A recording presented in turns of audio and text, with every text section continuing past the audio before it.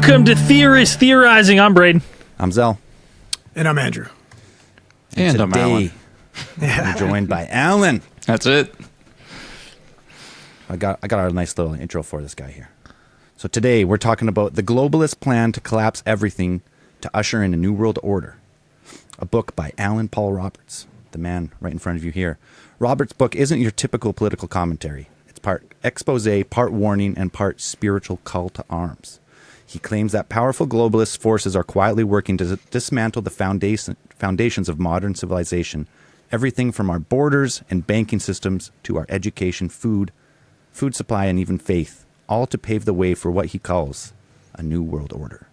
What makes the book unique is how Robert weaves together politics, media criticism, and personal revelation. He says the idea for the book came to him in a kind of instant knowing, which we're going to get into here in a bit, where he saw 11 pillars of society being deliberately collapsed one by one. Throughout the book, he challenges readers to question mainstream narratives, warning that government agencies, corporate elites, and the media are shaping public perception through fear, distraction, and manipulation, and what it means for our future. Welcome to the show, Allan. Thanks for coming on. Hey, great to be here, guys. Really appreciate it. Been looking forward to this. Yeah, I mean, this topic, when it must have been a publicist or someone you're working with reached out, we've been talking about this very topic.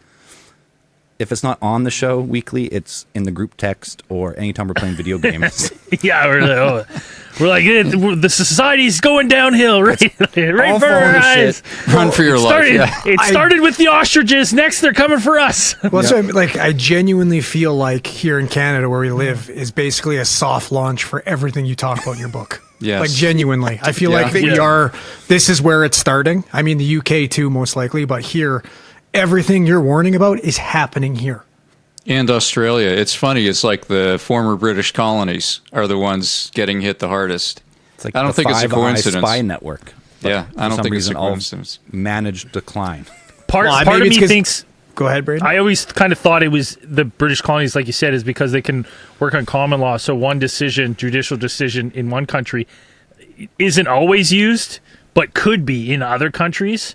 So it's like if one government gets a judicial decision that they like, potentially like Australia could use something Canada did.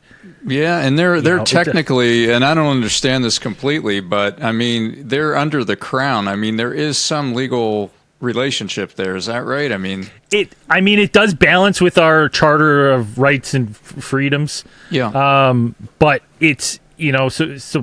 Figurehead more than anything, but but the fact that we are works still on common law, so it's like there's decisions made can be the fact that we're still under the crown just goes to show you we're probably the easiest countries to manipulate because literally it's their figurehead at this point. They don't mean anything, but yet we still put up with it, which makes no sense. Well, so I think they must have this. some hidden power or some power behind the scenes that may not be obvious to the people, but it sounds like there's agreements because, I mean, tell me if I'm wrong, but I thought like when the head of Canada, probably the head of Australia, is voted in or whatever, or takes power, I thought they still had to pledge some kind of fealty, don't they, to the crown? It's called a royal assent, I believe, where the Governor General, which is the monarch's representation in Canadian political system, ascends the leader.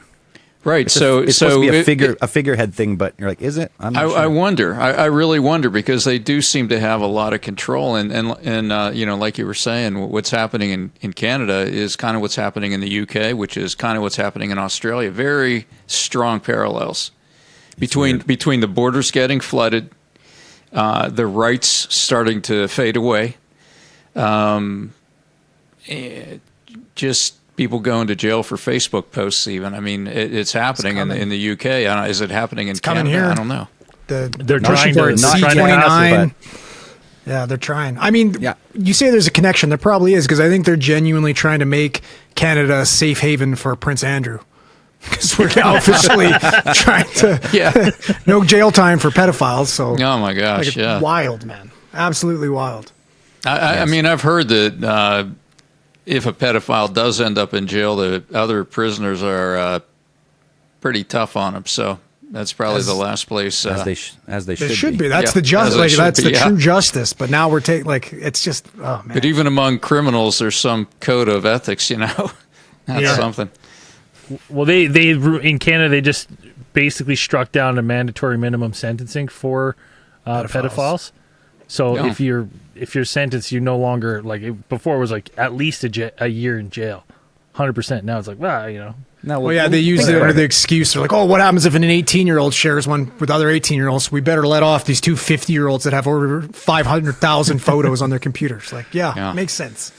Yeah, I mean, so that whole thing's this kind of part of your book, kind of like a managed decline of seemingly Western society, ushering in some type of new order. It's seeming like, right?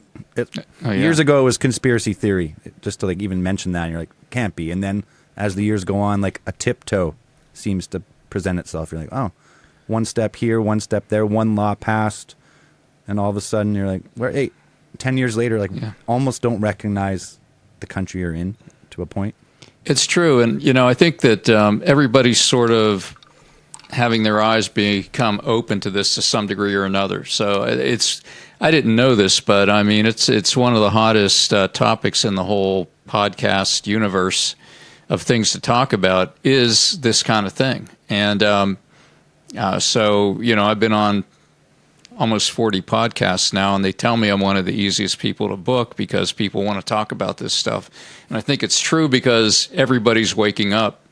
But the thing about the book is just trying to write something that the common person who kind of doubts this stuff or doesn't know much about it can kind of get their arms around the whole range of what this is all about. I was on one podcast and the guy said, the cool thing about the book is it's kind of like a pop-up book for adults because the pop-ups are all these QR codes that link to videos. So you kind of get a break from reading because you got entertainment along the way, so to speak, Well, the ADD generation appreciates that. We need that big time. Yeah, you give people a break and then give them kind of like a source, at least of somewhat, to kind of Yeah, I mean, when I was writing it, when I was doing the research, it was like, man, the most compelling evidence are all the video evidence. I mean, when you hear these jerks saying some of the stuff in their own words, like these tyrants, and you actually get the video and you hear them saying it or talking about their plans, it's like that's really convincing. It's more convincing than text could ever be. And I'm thinking, I got to put QR codes in here. And it's like 100 of the 175 QR codes in the book are videos, and usually short ones, just because I thought, man, I would rather watch a video than read something. And most people would, like you were saying, especially the younger gen. But I think it's true across the board. Well, especially in today's day and age with so much misinformation, you don't know what to believe or where to believe. That it's if you're just reading in text, a skeptic, they might be sure, let me see it. And then you're like, well, it's actually right here. Perfect. Well, here's a video of Klaus Schwab saying... Pull out your phone. Yeah. You'll own nothing and you'll be happy. Yeah. You're like, wait. And then he maniacally laughs after he says it, like a supervillain. Supervillain German accent. Yeah. And doesn't he look like the perfect Bond character? You got to wonder 100%. If they created the Bond character after him. I mean, you could picture that guy sitting with a white cat on his lap, stroking the cat and, talking about his mini-me. I mean, they will own nothing and they will love it. Yeah. We will penetrate the cabinets. It's almost like a perfect character. Oh, yeah. In these movies. There's even a picture of him wearing this kind of freaky spacesuit looking thing. I mean, he really looks like a Bond character all the way. I mean, you can't make this up. He's too perfect. All right. So we were talking just before we went live here about how you kind of started this book. It kind of seemingly came out of nowhere. You had a corporate job. You got out of that. And how did this come about? It was almost like a revelation for you, wasn't it? Yeah, it was. And I just like to kind of set the stage real quick, just so people know where I'm coming from. I do pray every day for half an hour to an hour and a half. That's how I start every day. In college, my wife gave me this book called God Calling, which you can get for $6 on Amazon. They still have it. And it's just like a daily devotional. Like you read 2 paragraphs and then just think about it. And over the time, I've gone from like 10 minutes to 20 minutes to 30 minutes. Usually it's an hour, sometimes an hour and a half of like just kind of like read it, a little bit of prayer, and then meditation, like just kind of shut up and think about it. And so I've been doing this for over 20 years. So during these times, once in a while, I get what I call it like the God nudge, like just like a little prompting, like, do something, help this person, whatever. Make up with someone you argued with, just that little nudge of you call it your conscience even. But when you're taking that time every day, you sort of get a sense of when God is kind of leading you, giving you the nudge, so to speak. But I had never had anything like this. So what happened to me? This was late April 2024, 4 a.m. I wake up on a Saturday morning near the end of April, and I'm laying there for a minute or two, you know how you do before you get up and use the bathroom. No nightmares, nothing unusual. I'm just laying there, and then all of a sudden, like bang, like a flash is the best way I could describe it. But it was a flash where the flash stayed. And what I had initially was an awareness of 6 pillars of American society and Western society, but primarily American society, that were in danger of coming down. And the sense was, they're all being worked on methodically to bring them down. They're in different stages of collapse. And if something isn't done, they're coming down. That was what it was. I didn't know what was being done, but I knew all 6 at once. And I can't replay that in my mind. I can't replay what that felt like because I can't get 6 things at once back into my head because that's not how our brains work. This would be like if you had 6 people of 6 conversations and they were all talking to you and you could understand with total clarity all 6. It was like that, but it wasn't conversation. It was just bang, knowing it. And it lasted for like 30 seconds to a minute and a half. It's hard to say. But I was like floored. It was like, what just happened? I got up. I keep paper and pen in the bathroom. I wrote those 6 down because it's 4 a.m. roughly. I'm going to forget it if I don't write it down. So I go back to bed. I'm just totally distracted, though, thinking about these 6. And within 2 or 3 minutes, 3 more. 3 different pillars the same way. I write them down, try to get back to bed. Now I got 9 and 2 more for a total of 11. At this point, I'm like, what the heck? Like 3 times as a charm, rip off the covers into the bathroom, write them down. And I'm like, I'm thinking it has to be a God thing because the knowledge felt like it was totally from outside of me. I mean, to the point where most of these pillars, I was like surprised. I remember this sensation of thinking, wow, I never thought of it that way. And so I'm like, in my head, God, why are you showing this to me? I don't get it. This isn't spiritual, except for one of the pillars. But 10 out of the 11 weren't spiritual at all. And I'm thinking, why would you show this to me? And no answer. And then it just occurred to me. I said, do you want me to write a book? And if you do, then what's the title? And then flash, boom, the whole title, Every word that you see here, except the word exposed, but the globalist plan to collapse everything, to usher in a new world order was just within it wasn't even a second. There was no time. It was just all there. And so because this was so clear and so overwhelming, I felt like, okay, you answered that question. This is as real as it gets as far as I'm concerned. I will take the time, I'll find the time to research these 11 pillars. I'll research the evidence that they're under attack and coming down if we don't do something. So I spent the whole summer, I went to the beach for 8 nights in May to kick the thing off.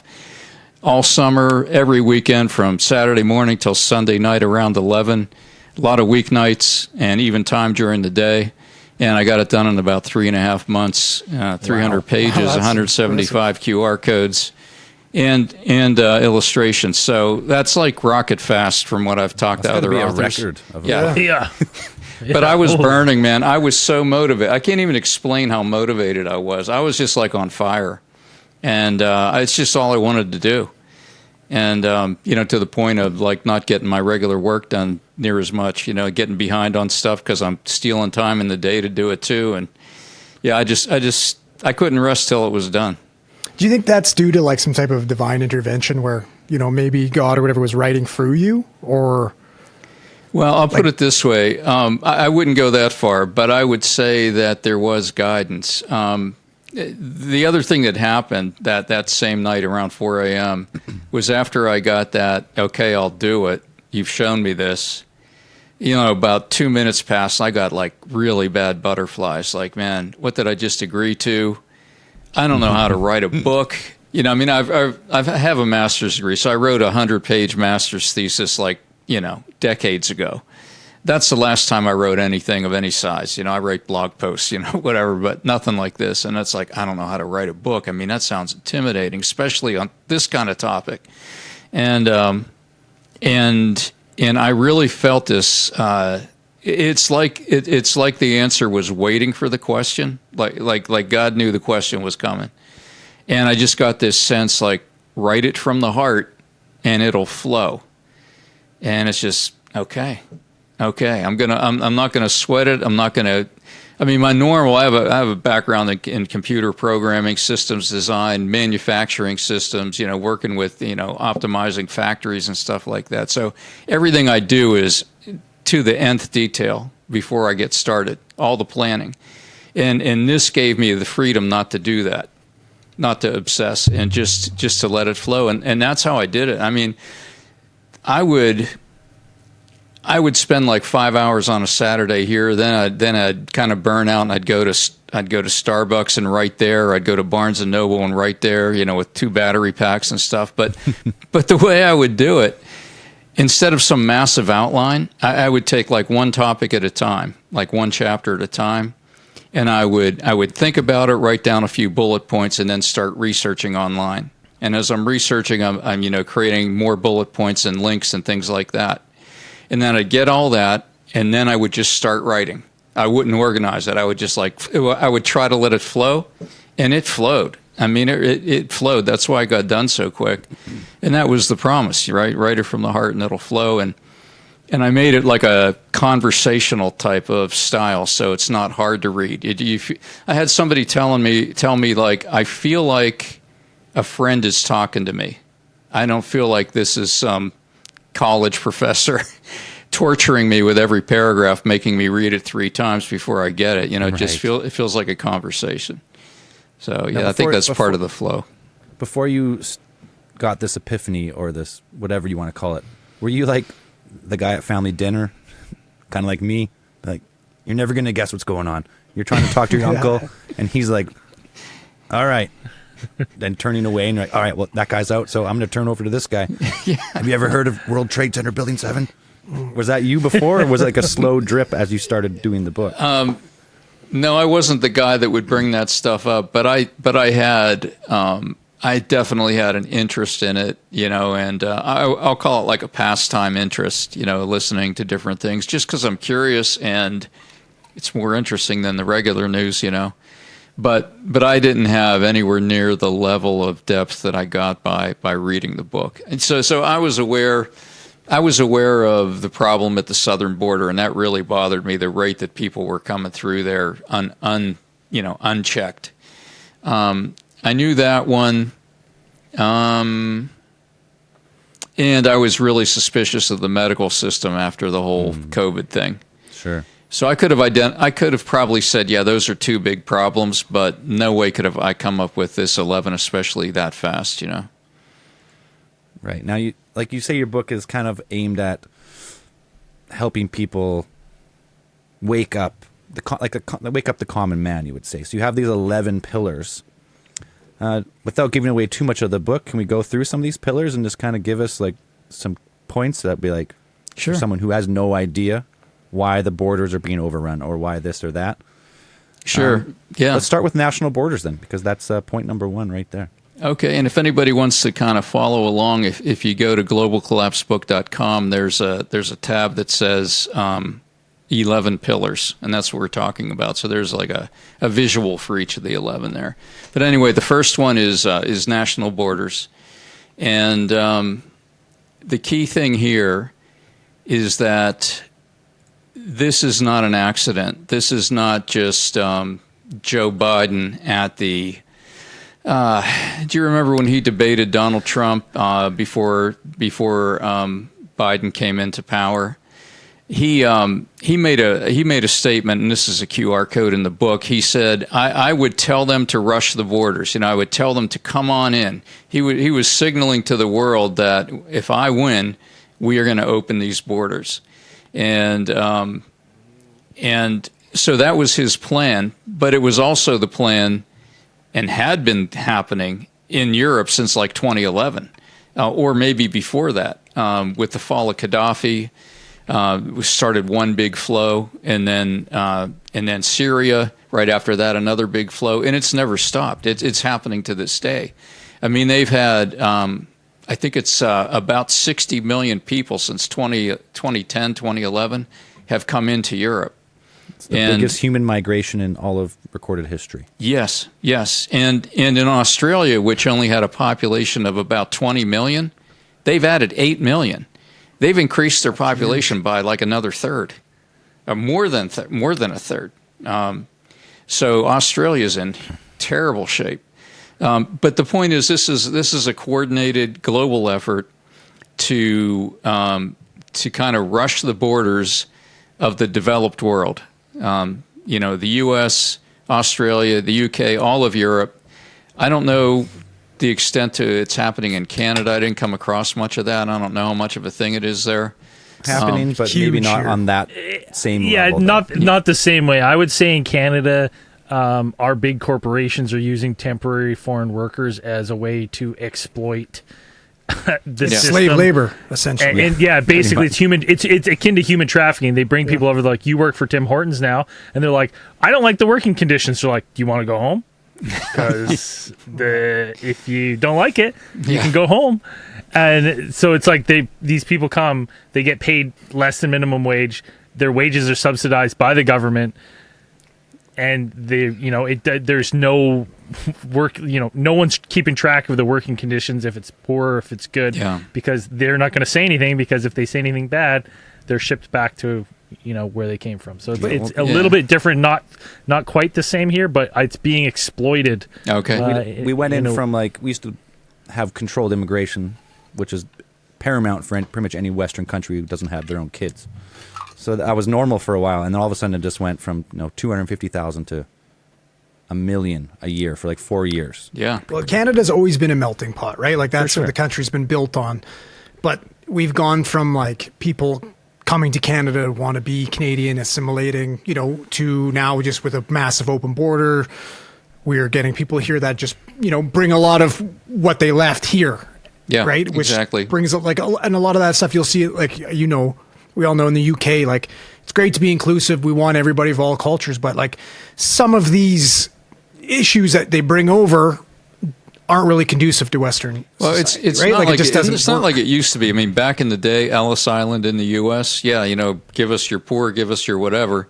But these people had a place to work when they came in. They had to have a place or they didn't come in. In other words, you have to have somebody kind of sponsoring you. You can't just... I mean, there wasn't even the welfare state back then, but despite that, they still didn't want people coming in without a purpose. But now here we were just letting them in unchecked. There was no plan. There was nothing to help them really assimilate.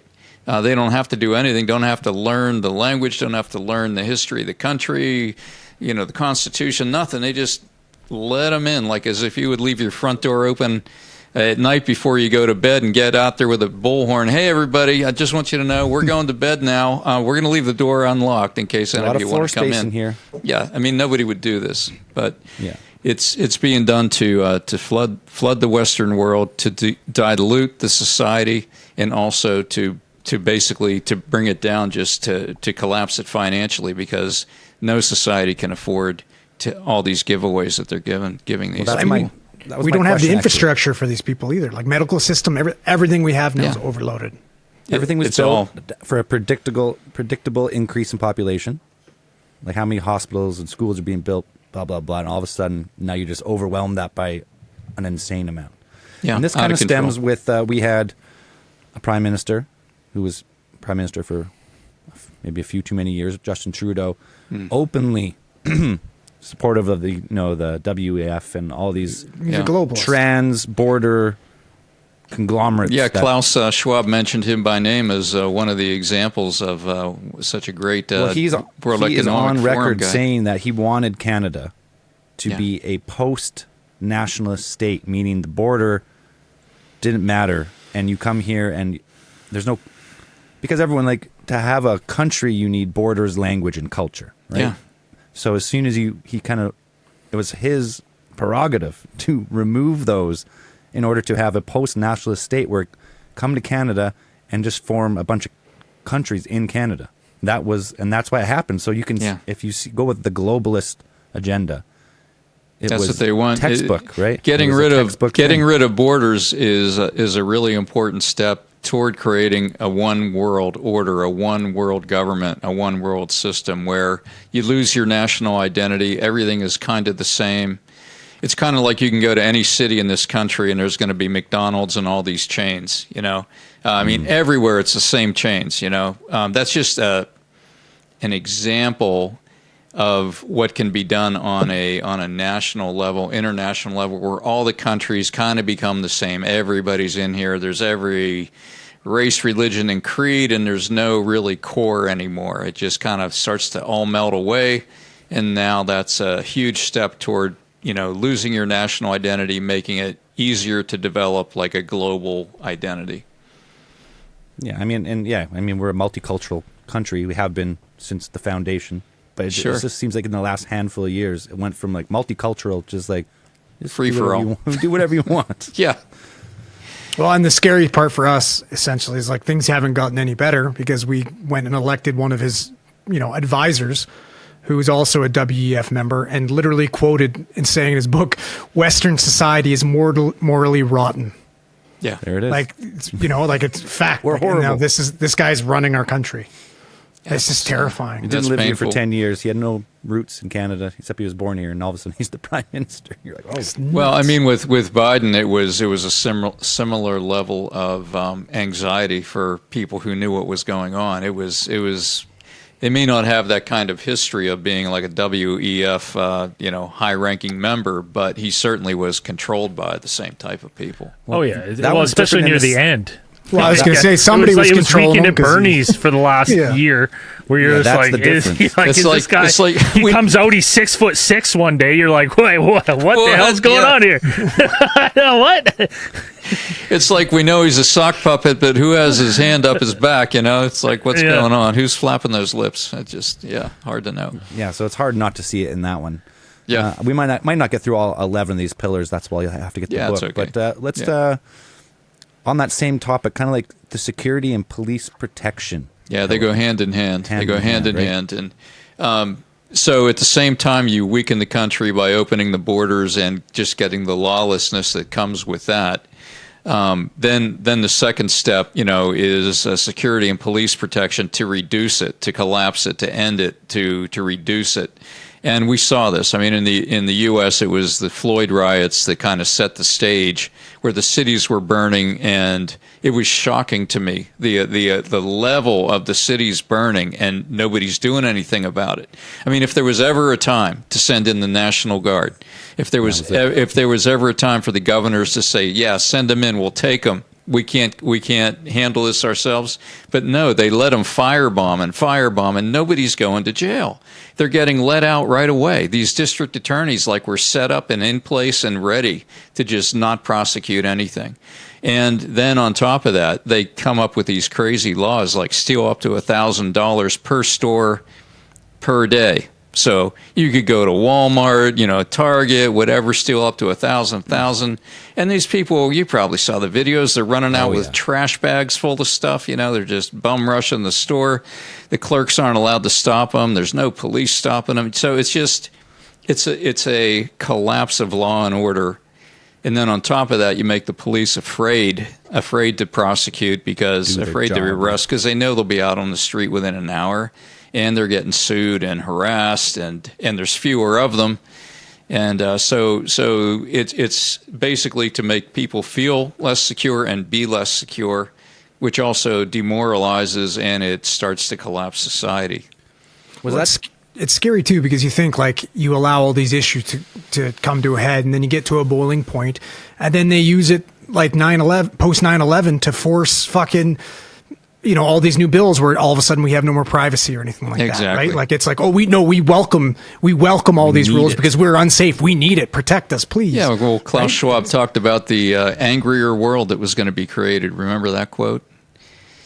Yeah, an angrier world. It's getting pretty angry. Yeah, people were getting pissed. That was Hitler, for your safety, right?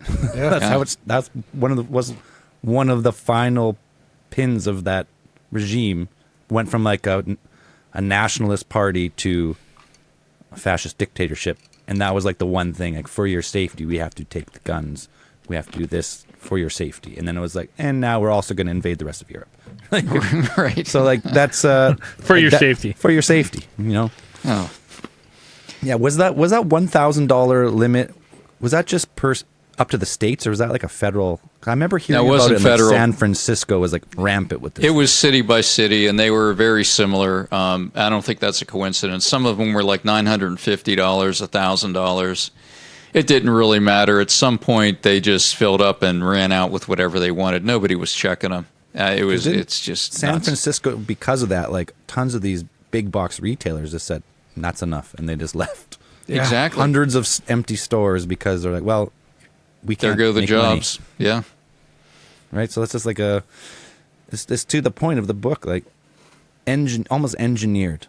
Societal collapse seemingly can be easily avoided because it was fine forever. Yeah. I mean, it might have had a slow down, but all of a sudden it seemed like we just went off a cliff over like 5 years. Whoops. Yeah, and it's happening all over the Western world, like I was saying. That's one of the indicators that it's a plan, that it's not just random. I mean, we can get into the medical at some point, but on the medical side, a lot of the incentives to classify everything as COVID, the financial incentives, and the the amount of money that the hospitals and the doctors got when people went from like one phase to the next, like when they got intubated or whatever, they kept getting. There was a financial incentive for all of that, and the incentives were very similar all across the Western world when you translate it into the local currency and everything. They were very, very uniform, which is pretty telling too. Prescribe this, get this, kind of thing. Yeah. Yeah, I mean, I can't say anything about that because I ruined us last time. But I mean, everyone knows. I mean, we all lived through it. Everyone knows what happened. I don't think there's, I would say the majority of people are like, yeah, something was up. Something like fishy on that one. We weren't, nothing worked as it said. I mean, it didn't take... All it took for the mask situation is anyone who's ever had to get a fit tested mask to know that, like, well, these don't work because the air just if it's not fit to your face, the air's just going to come in and out the easiest. The surgical masks are just for droplets. That's fucking it. My favorite was you got to wear it when you walk into the restaurant, but as soon as you're at the table, you can snap it off because the germs know to leave you alone and just stay in your you can stay in your table bubble. As long as the cook was wearing a mask, that's all I cared about. I was like, he better been wearing a mask so when he was cooking my food. One of my things that really encouraged me was, we started going out at the first opportunity to get the heck out and go to some restaurants and stuff. And there's one little bar near where I live where they just refused to wear them, and it was just so good. It was just such a feeling, The waiters would have their, it was more like a beard cover than it wasn't, And, everybody was just like, we've had enough of this, and they were one of the first. So that was just a good feeling. The masking thing was it was crazy. A little bit of a psyop, and it's a weird thing because to live through that, and it's like all the conspiracy theorists during that were like, if we don't fight back now, the next it's climate lockdowns. Yeah. And we just saw that this past summer in Canada. Did you? When we had some fires and you weren't allowed in the backcountry. I heard about that. Like it could be the backyard, like the woods start at the end of your backyard. You couldn't go in there. No, the government came in and had roped off zones of forest that you could go if you wanted to go out in nature, and people were like, "Well, I could just start a fire here," and it's still connected to the forest. This doesn't make any sense. $25,000 fine. Yeah, if you were caught breaking. I saw a video where the guy actually, you probably saw it, right where he just crosses over the line on purpose, like, "Come get me," you know. Yeah. Well, I think he even contacted the authorities first and was like, "Write me the ticket," which is good because it's probably going to take a few years to that one was go through insane the case. In the sense that every year in Canada, well, in BC especially, we have what's called backcountry bans, where like it's so dry you're not supposed to go 4x4ing but you can go hiking and camping. You just can't have a fire. This one was different. It was like you can't go in the woods. Period. Yeah. Well, excuse me. The stranger part about that was their excuse, because they were like, "Oh, you know what? Actually, it's not because we're worried about you starting a fire. It's because our emergency services are tied up and busy fighting these fires. If you fall and break your leg, that is going to take critical resources away from the forest fires," which is not how emergency services work whatsoever. Yeah. Like, it's wild. And people drank it like the Kool-Aid. Like, for all of this, that's the scariest part when you bring up the medical system and you talk about how we got duped by the efficacy rates. That's not the worst part. Is how we bought into the fear. Yes, it's embarrassing, isn't it? Bended over. I'm ashamed. I am so fucking ashamed of the Kool-Aid I drank. Being someone who worked in the medical field at the time. It wasn't even good Kool-Aid. Like, I hate it. It is. You were working in the shit. That's why I worked as a paramedic in the downtown east side of Vancouver when this was happening, and I was double fisting Kool-Aid. I was angry at people for not getting vaccinated. I was and it is one of the lowest points of my life, and there's a lot of lows. That's got to be one of the lows. Yeah, but honestly, they took a trusted public service. Yes. The most trusted. Right? Everyone. It was universally trusted before this time. Universally. Right. If you look at it now, Canada just lost its measles free designation. I was just going to say, now, look what you did. You created a monster. And this is because, and to be honest, it's like, you go for vaccines, they're like, you want any other, nothing other than what's normally scheduled. And I don't even know if I want that. Yeah, it's in the back of my head, and it's just because of all the misinformation that happened with that I no longer trust the science, because turns out you weren't giving me any science, you were just lying, right? Oh yeah, politics and fake news. And starting with Fauci. I mean, that's one of the really early things in the book. Is I try to lead people into the easy wins. And one of the easy wins is just watch these 2 or 3 videos on Fauci saying 3 different things at the same time. Masks don't work. You must have a mask, you know. And he just goes back and forth. Yeah, you need them. No, you don't. Yeah, wear 2 masks. Wear a mask outside. You know, he's just all over the board. And this is the same guy who's supposed to be the science. Like, the science changes. And then he pardoned him. Yeah. For what? What does he need a pardon for? Yeah, I was like, what is that? What is he? I was like, that made it even worse in my mind. Absolutely. That was the auto pen. Yeah, if there's nothing to hide, why does that guy need a pardon? Hey man, it's all good. 15 days to stop the spread. Even a Catholic priest doesn't have the authority to forgive you for future sins that we might discover. You know, go back every time. Biden gave him, I forgive you for everything you might have done that I don't know about yet. Because wasn't Fauci... Because what Kennedy wrote a book about him, Real Anthony Fauci, and it's about wasn't that HIV drug and all these other drugs that turned out to be not good.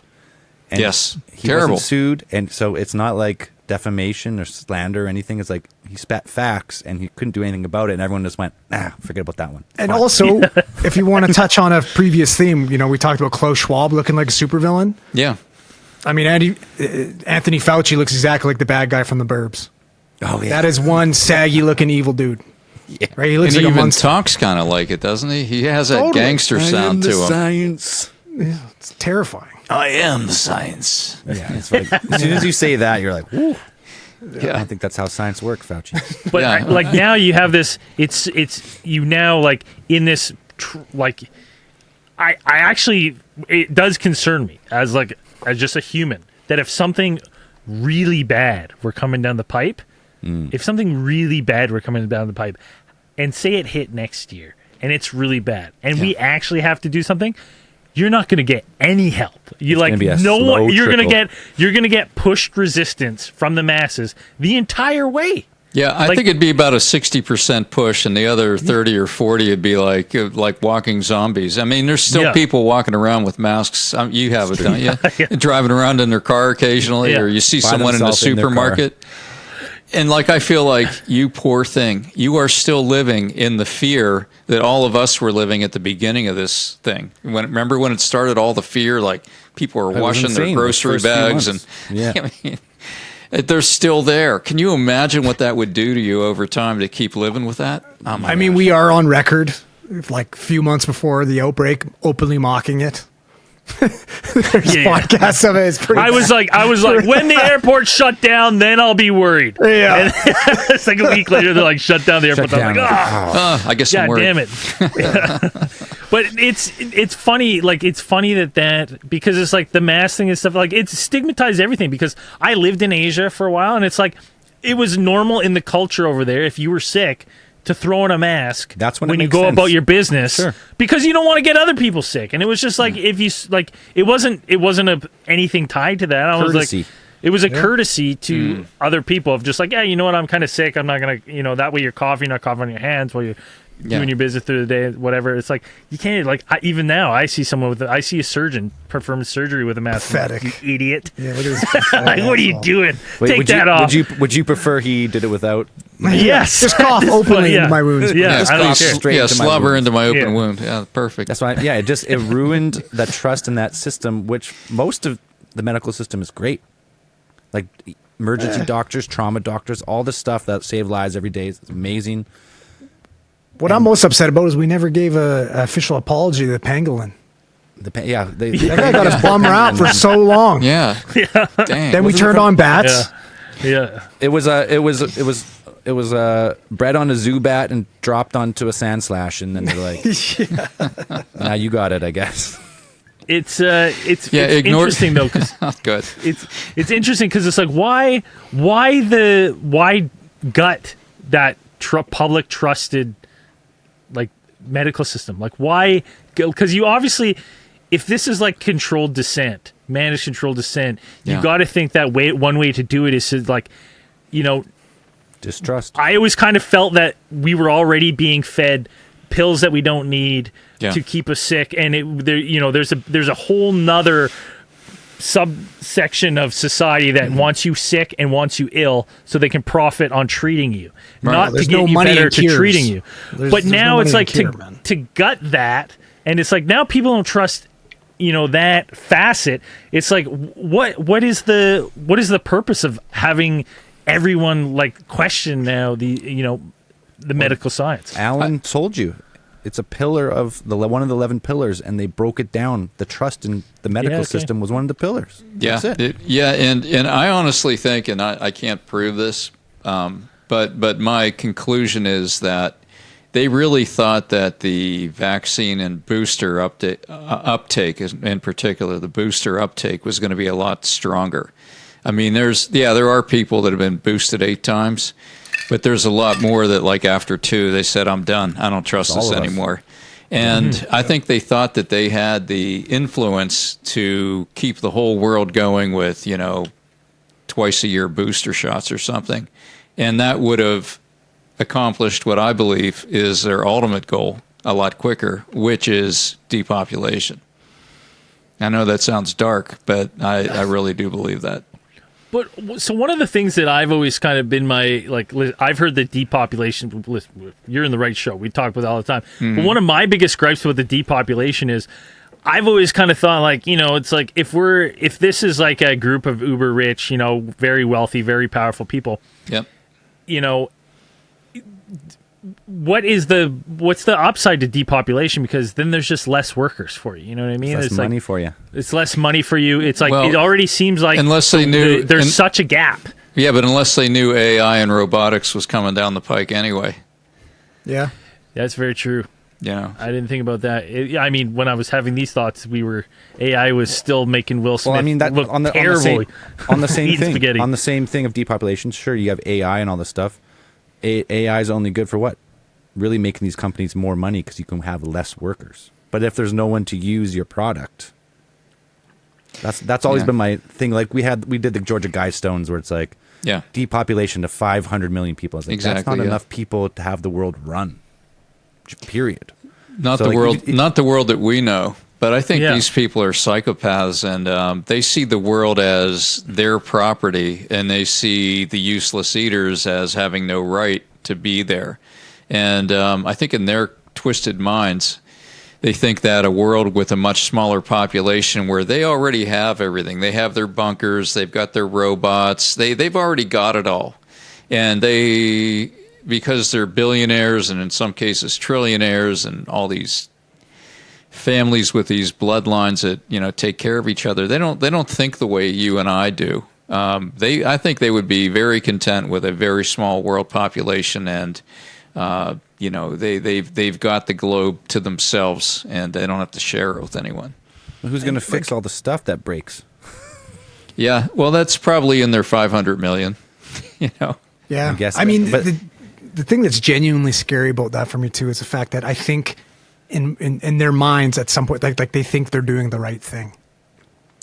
Like for the world, they genuinely are thinking that this is for the benefit, not just for them, but for the world itself. Like this is, and it's like, that's that Thanos snap, like kill off half the population. The world's gonna be a better place. They just know. They think they know. Yeah. Yeah, that would be the most kind interpretation. On the other hand, to the extent that some of them are genuine Satanists, then their motives would be a lot different than a normal person.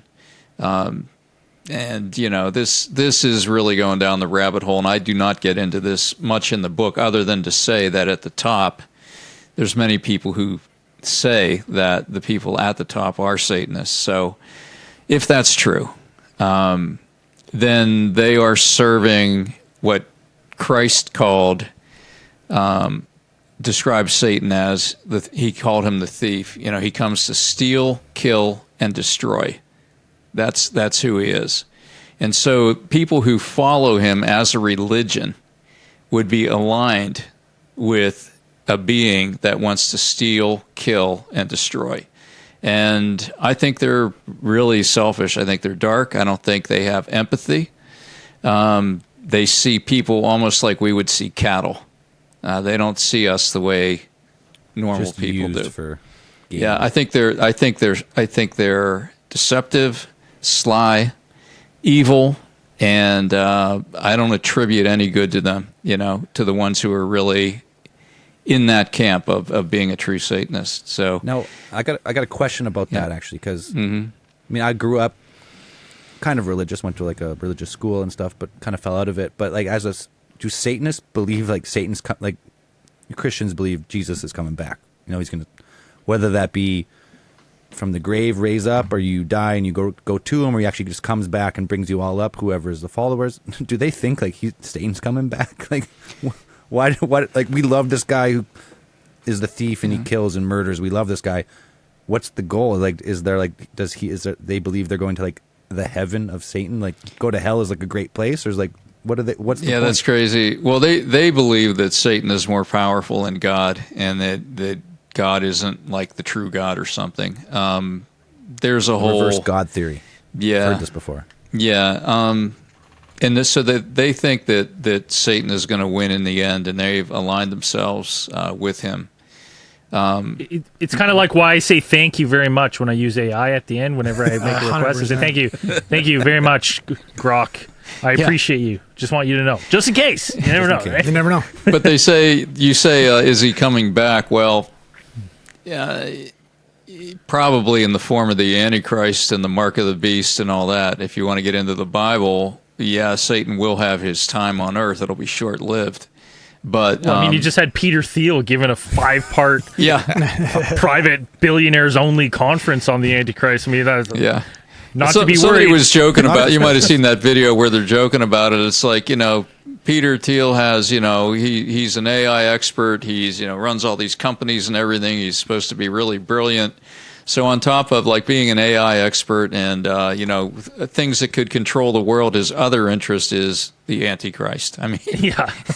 It's very interesting. It's not tennis. It's not skeet shooting. It's not whatever. It's the Antichrist.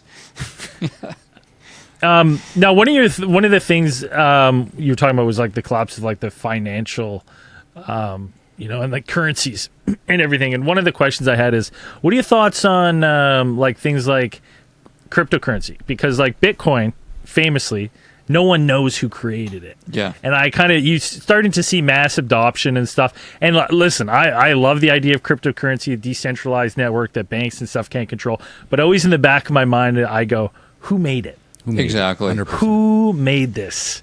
Yeah. And holds basically the most amount of it. A huge.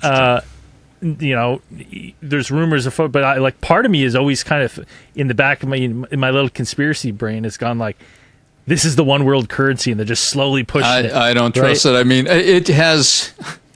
You know how they always used to say this thing had all the indications of Russian disinformation. That whole line they kept saying.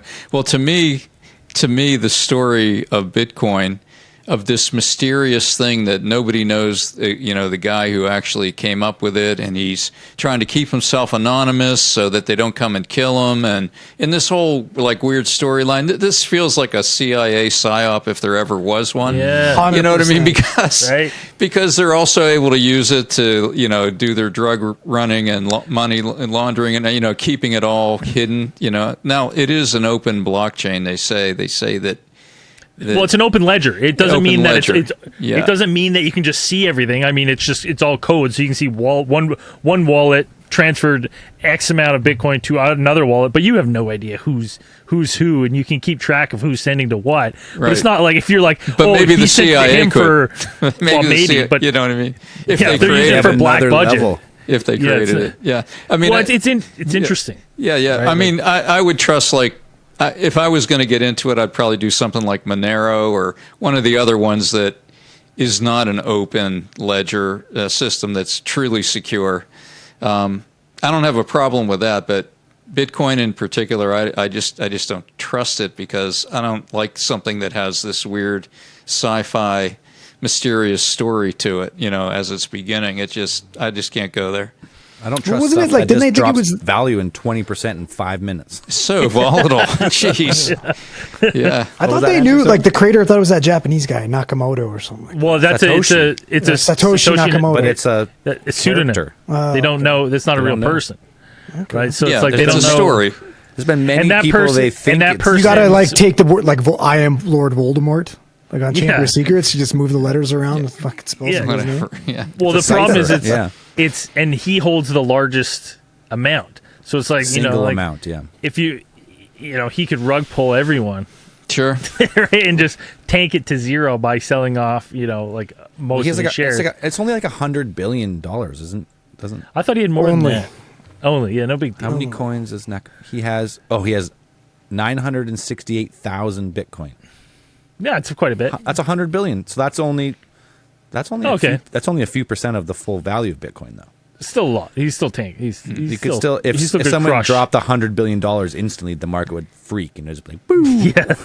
But maybe I don't understand Bitcoin well enough, but I could swear I've heard people say, there's a certain number of Bitcoin and it'll never increase. It's finite. 21 million. But then what's all this mining they do? What are they mining? So they're mining Bitcoin. So I think the last Bitcoin will be mined in like 2048 or something. So every time there's on the blockchain, just to give a quick lesson, in 15-minute increments, all the computers around the world that are running the Bitcoin network are solving a mass equation, and within 15 minutes they lock the block forever. So all the transactions are secure, and then it moves on to the next one. And basically, there's not enough computing power to hack what the global network has done. Okay. I still have no idea no one really knows. I know I'm retarded, but this makes me feel extra retarded. Like, I have no idea what you're saying. So then, once all the transactions are locked, then it starts on the next 15-minute window before it locks it again. Okay. So That's why it sucks to pay with, because it takes 15 yeah, minutes. it takes 15 minutes to confirm any of your transaction. But then they say it's like no one can hack it because no one has enough Not yet. computating power. Yeah, Until you get break one of these super quantum computers, and then it's over. Yeah. All right. Very What's the soon. next pillar? I can't. My brain's not- No, just on this pillar of Enough of finance. So this. what is the leaving crypto out of it? Just like our current fiat currencies, like the States does it, Canada does it, all the Western countries just like, we're just going to print billions of dollars of money that doesn't exist. It's going to be banknotes and loans, and the pension funds are going to buy them. It makes no sense. No one knows what it means, Makes about as and we just much have sense as trillions Bitcoin. of dollars of debt. Well, it's funny is that the collapse. Well, all the Western societies, and they say even Russia and China, so it's not just the West, but everybody's debt to GDP ratio is in bad shape, pretty much across the whole world, pretty much, and so it just seems like they're all going bad at the same time. And how much would it take for one country to fall before the others start falling like dominoes, because they're all interconnected in these banking systems? So, I mean, if the U.S. were to go down, it would probably rapidly drag a lot of the world down with it, because, I mean, you just know how it happens. Like when Silicon Valley Bank went, and then there were two other banks that went in the U.S. Very quickly, that almost exhausted the FDIC funds to save the banks. They say, "Oh yeah, you're insured up to $250,000. Everybody's insured up to $250,000." Yeah, that's true, unless too much of it fails at once, and then there's not enough money in the FDIC to save anything other than like 1% of all of the deposits on hand in U.S. banks, just as one example. But the banks are actually in much weaker financial condition than most people realize, in the U.S. at least, because they kind of did a rug pull. The Fed did, by having 10, 12 years of almost zero rates. So these banks with all the extra money from all this quantitative easing are putting all their extra money usually in treasury bills and treasury notes, getting 0.5%, 1%. And the value of these things is the interest that they throw off, right? When you have that kind of instrument, that the value is directly related to what the interest rate is that it pays. And so a $100,000 T-bill at 1% pays $1,000 a year. If they crank the rates up to 5%, now that 100,000 at 1% is the same as 20,000 at 5%. Your $100,000 T note is now worth $20,000. So if there's a run on the bank and they have to cash them in to give people cash, they're underwater on all that. And they are underwater. It's just that the Fed allows them to value it at the face value instead of the true current market value.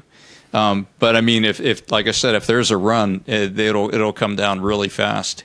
So it's very fragile. It's crazy because we gave the power to private banks to just print money out of nothing. Yeah. Right? Like, I know in Canada it was somewhere in the 70s, or the last Trudeau. It used to be like the banks could only loan money that they got from the central bank, and now they can just take fractional reserve loans and loan out. Every country's different, but like I think in Canada it's like maybe 5 or 10%. So if they have $100,000, they can loan out $90,000 again, and then just keep loaning it out forever. So there's just no money in the bank, but there's money in the economy. But actual cash is like a fraction of the. It makes no sense. It's all based on trust. As soon as there's that panic, if there were to be one, and people want to pull their money, it's going to be obvious real quick. Just like It's a Wonderful Life, Put on if you saw that movie, where George wants to. The people are doing the run on the bank, and he's trying to talk them out of taking their money, and I can't give you that. Your money's in his mortgage. It's in his business. It's here. It's there. It's not in the bank. Yeah, it makes no sense. It's so even confusing. in Canada, if you take out a bit larger sum, like anything over like $2,000, the teller is like, "What is this for?" Yeah, you sure? We need to know what it's for. Same here. And you're like, "What?" It doesn't matter. How about Yeah. 1,500? Rugs. Give me my money. Do you know why? Because at least in the U.S., and I suspect it's the same in Canada, the money you have in the bank is not legally, technically your money. It's the bank's money, and they owe you a debt against it. So this changed after 2008. It's like the bail-in laws. It actually says that if the banks are in danger of going under, they can take the depositor's money and in return give them bank stock of the same value. The value. Yeah. Sorry about that 50 grand you've been saving, for this down payment on your house. We now will give you 50 grand worth of bank stock. And that we've just diluted by giving everyone. Yeah. And by the way, you can't convert it back to cash for 5 years or whatever the time period is, at which point it may not be worth anything. Yeah, it just makes no sense. It the more you look into it, it just seems like there's someone pulling the strings. You're like, how? How can we just look? How can we have money with no backing? Yeah. Because we know. I don't know if you've ever read, but I've read The Creature from Jekyll Island. Yes. And gives the history of fiat currency in general. Yeah. Not just North America and England, the Bank of England, and whatever, the 1700s. It never ends good. It always ends in a collapse because there's nothing to back the currency. So it's not even money anymore. It used to be. But by that time, the big bankers have seized all the assets, so they actually do have the wealth. It's just everybody else gets screwed. Yeah, they end up owning assets, and they can transfer that to whatever new currency it is. But if you don't, if you have no assets, you got retirement savings, and you're a renter, you're screwed. There's nothing you can do. Yeah, I mean, I'm sure you guys have probably talked about this before, but that's why in the book, and I have to say I'm not a financial advisor, obviously, but that's the case for converting your cash into gold and silver. Because historically, well, number one, that's what the banks are doing. They're buying gold and have been for a couple decades now, especially India, Russia, China. They've been on a buying spree, because they know it's coming. And they've got their BRICS currency, which is semi-gold backed. It looks like asset backed. But they've known for years this is coming. Jim Rickards, about 10 years ago, maybe it was longer than that, I read his book, The Death of Money. He said back then, at least 10 years ago, that they've done the calculations, and by 2028, it's all going to go bankrupt. The banking, all that. This fiat currency is going to come down by 2028. And at that time, I read it, but I wasn't sure if I wanted to believe him because I'm pretty sure he's like ex-CIA. And so I was questioning his motives, but, it really looks like he's right. It looks like he was right. It seems that way. Yeah. One of the keeps going into debt. One of the things that I wonder, especially when we're talking about these topics, is like we've in our lifetimes, your lifetime, we've experienced a period of peace. It's unheard of, unprecedented. Yeah. And we say that in the West, but it's like that's been on the back of like just destabilizing nations. Yes. All over the world.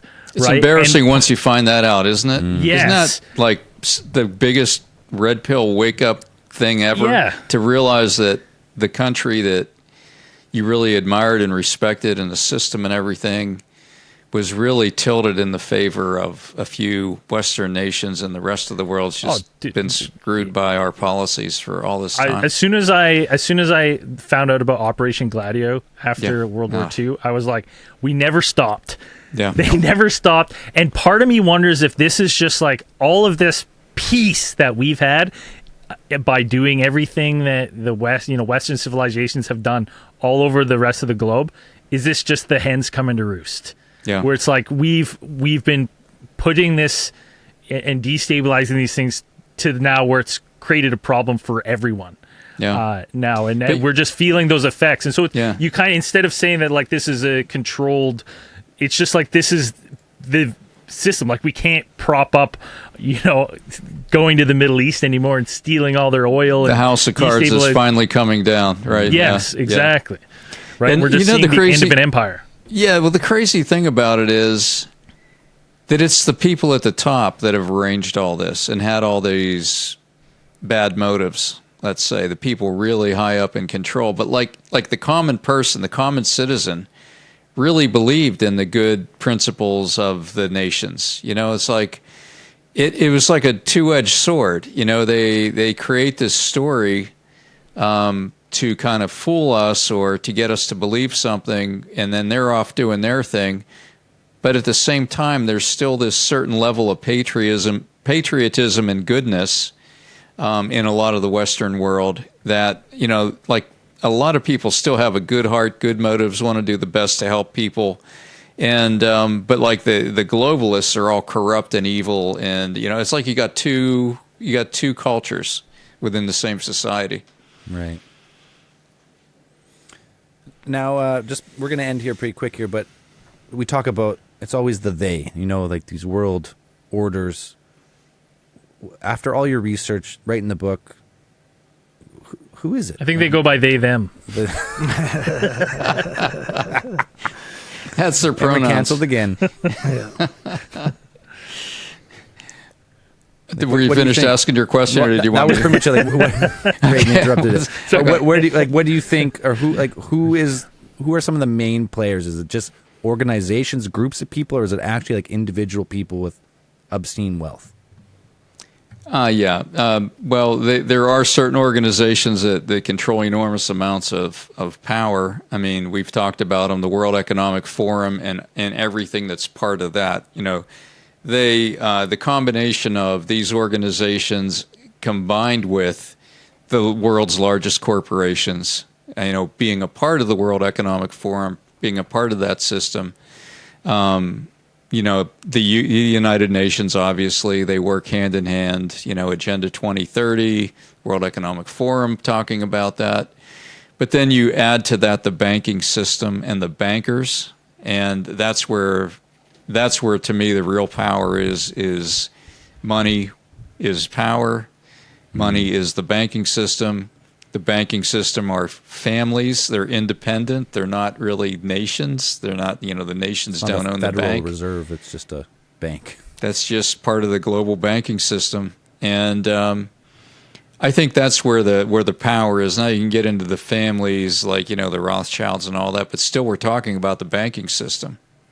And there's all kinds of rabbit hole theories we can go down, like what is their real philosophy? I think there's a really good case to be made for that it's Freemasonry or other secret society type beliefs, that there's a lot of parallels between what they believe. And again, a lot of it at the very top has overlapping beliefs with Satanism and, a lot of secrecy behind it. But I really believe that they want to develop a one world order with a one world governor that will be basically the Antichrist who will have absolute rule. I think they actively want to bring in that system, and that's what they're going for. And it just it happens to coincide very tightly with what the Bible predicted 2,000 years ago, and I think that's where they're headed. I don't think that they necessarily have to succeed.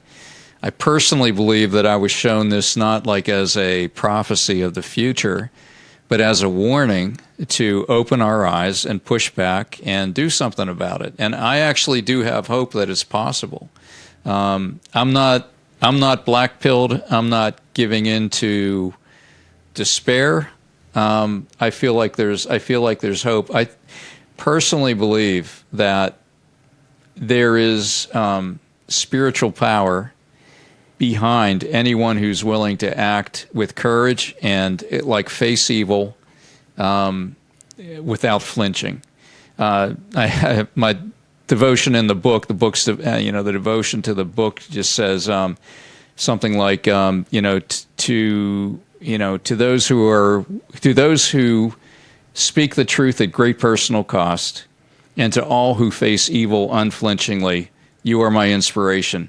And I really believe that. I think that God honors people who will go to the very end to do what's right, to help their fellow man, and not to give in to evil. But sometimes you got to go right to the edge. And I think that's what we all got to do. We all got to do our small part. And I really think we can avoid this, or at least we can avoid the worst of it. Have you seen any wins that you think that are like a pushback? Well, I think it might be a small one, but I think it's significant. And, the whole DEI movement has kind of been blown apart. And that really began in earnest when Trump said this is over in the federal government. And he came out so strongly against DEI. Then they ended it in the military.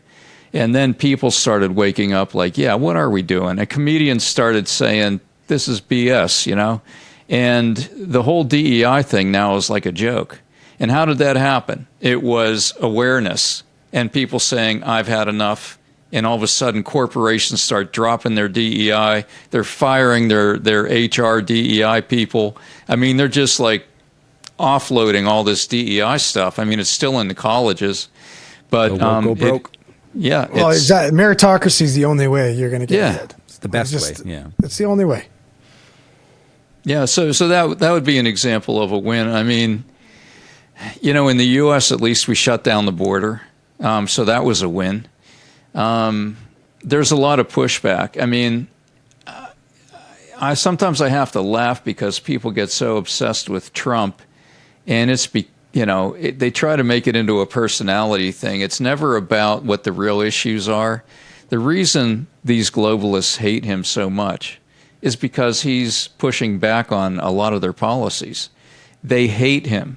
They tried to destroy him. They tried to kill him. They tried to put him in jail. They tried to stop him from running. And it's because his policies are, what we call nationalist policies. To me, there's no left-right that matters. All that matters is nationalism or globalism. In other words, globalism or not globalism. That'd be an even better way to say it, because that's what nationalism is. It's not globalism. Like, you can have nationalism with global partnerships is totally fine. But when you have these like intertwining cross-border organizations that seem to like push and pull like do their own policy on countries they're not even in. Like, these meetings are not even in the countries of like most of the Western world, and all of a sudden we adopt the policies, we push this thing and the other thing. Exactly, and that's what Trump is trying to do: agreements between nations. Now I know all the tariff stuff is crazy. I think it's a sore spot for us. I think that for us what Canadians up here, the art of the deal is you come out with some outrageous thing, and then you compromise somewhere in the middle. But where you compromised was way better than what you would have done if you wouldn't have had this outrageous thing first, and then you pull back. But, it's becoming agreements between nations, and he's openly said at the UN even, nation to nation, you should make your own agreements. None of this world agreement stuff, so he's pushing back that way too. Well, it plays into, again, the pillars for us, especially with, our country is ran by a globalist. Yeah. Right. We have state-sponsored media, so we're never going to get ahead. We're always going to. These people are going to keep winning because they're funding the media. They're going to get elected. It's just the way it goes. But there's incentive for globalists to keep sabotaging any of these fucking trade negotiations because they want shit to collapse. So they do. We don't know. We see the media and we want to blame Trump. Oh, it's him. He's hard to deal with. His tariffs are crazy. But who knows? We're only being told what we're being fed by this bullshit media. Maybe we're the ones being unruly with this shit. Maybe Carney is purposefully fucking tanking these negotiations to absolutely destroy our fucking economy. I think probably the same way they're trying to tank any type of agreement between Ukraine and Russia. They're sabotaging it. NATO is sabotaging it. I mean, the non-U.S. part of NATO is trying to sabotage those agreements to stop it from happening, to stop the war from ending. I mean, they've got a 30-year plan to carve Russia up into like 5 different regions. They think they can just bankrupt Russia by running this war for a couple more decades and having it be like the Middle East where everything just goes to crap in a handbag. I mean, you can't shun out a superpower like Russia and then have NATO expansion all around their borders. What do you expect? What do you exactly. want? Absolutely. It's not going to work. You're surrounding us. What are you doing? For peace against you. Yeah. Like, what are we doing here, guys? You're not acting in good faith. I could just imagine if China started moving weapons into Mexico closer and closer to the border, decade after decade, bigger and faster, and and the U.S. is going to be sure, we won't invade. No, imagine if Russia moved missiles to Cuba. Like, wouldn't that cause an international uproar? Well, yeah, imagine that. Yeah. It's crazy. It's you look at Trump and the U.S. working on a ceasefire in Palestine, right, in Gaza, and then like a day before, Carney comes out and just says, we're gonna.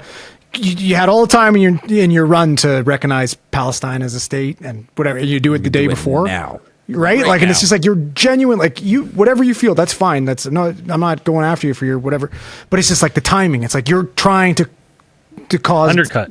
Yeah, you're undercutting. You're causing issues. You're like, it's fucking our obvious. Closest ally says this, and we're just gonna go. Yeah, right. Like, you're causing fucking. Honestly, I genuinely feel that they're trying to. It was the same thing that just happened. It was we had this. You've heard about it, I'm sure. The government of Ontario, so a provincial government, cut up a Ronald Reagan ad, a speech, right? Yeah. He said all these things. He didn't say them in that order, and they cut out some parts. Yep. They doctored a speech and paid a bunch of money because Canada's hurting. So we're going to put this ad on American soil and make them feel bad for us. So then that'll help us somehow. That's and crazy. then they're like, that was dumb. You're back to the bottom of the list again. All right, we'll deal with Belarus next, I guess. So here's just one last geopolitical thought that I have not heard anyone else say. But think about, what are the great forces in the world that are standing between what the globalists want and what could possibly stop them. There's two forces in the world, big forces. One's the U.S. when it has the right leadership. The other one is Russia. And this is why the globalists have been working so hard to get the U.S. and Russia at each other. If you think about Hillary Clinton, back when she was running, she was talking about a cyber attack will be considered to be the same as a physical attack, and she was saying things like, if the commander-in-chief gives the command for nuclear weapons to be fired, they must be fired. She was kind of warming people up for this. And they've been doing the same thing ever since, trying to get us at each other's throats. The one thing that I think could bring peace to the world, and I know I'm going to take a hit for this because it's counterintuitive, would be if Russia and the United States would form a union against globalism and just put it to rest, just stop it in its tracks. Canada's trapped in the middle, then we're screwed. Easy. Somewhere Dan's head just exploded. Yeah, but what I mean, it could break the power of it, and then it could start to fail everywhere else among the world. Could you imagine if the United States and Russia together started pulling in allies, other countries who were against globalism? I mean, it worked in World War II. Be over real quick. Yeah, I mean, I don't even think they have to pull in allies. If the United States and Russia came to an agreement, but like, hey, we gotta curb this. It's curbed that day. If they became true allies, and I see the potential there. I mean, when I saw that body language in Alaska, there seemed to be an enthusiasm between Putin and Trump. It seemed genuine to me. I watch body language a lot.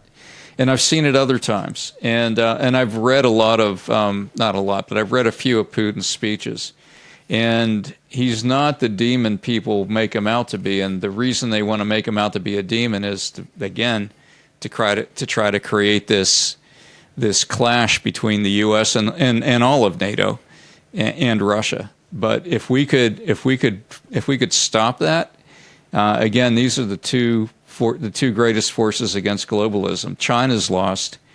Europe is in the bag for it. It's really the U.S. and Russia that are the force against it. The reason why we can't have this though is because the hockey team would be too good.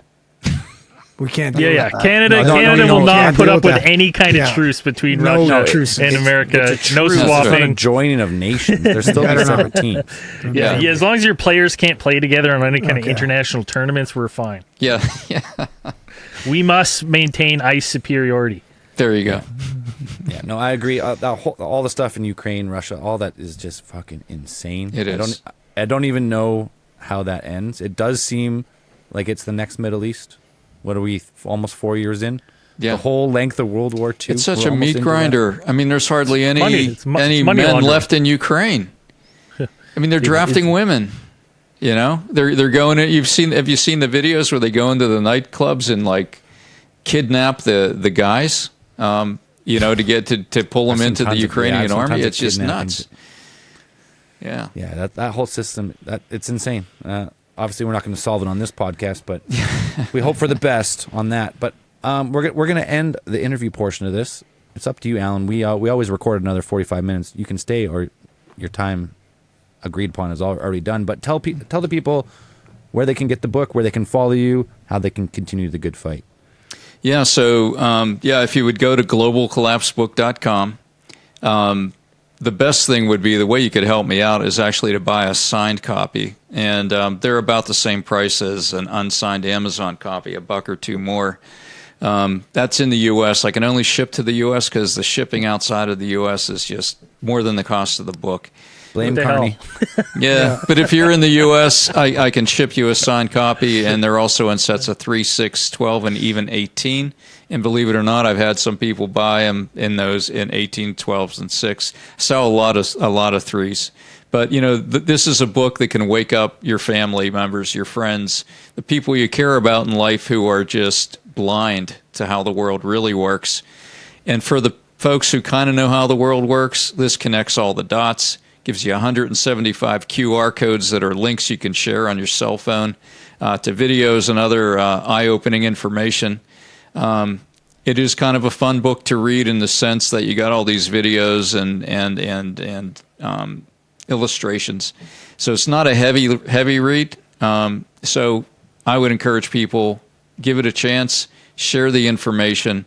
If we can get enough people on board, we can create the kind of pushback that we need to stop this thing pillar by pillar.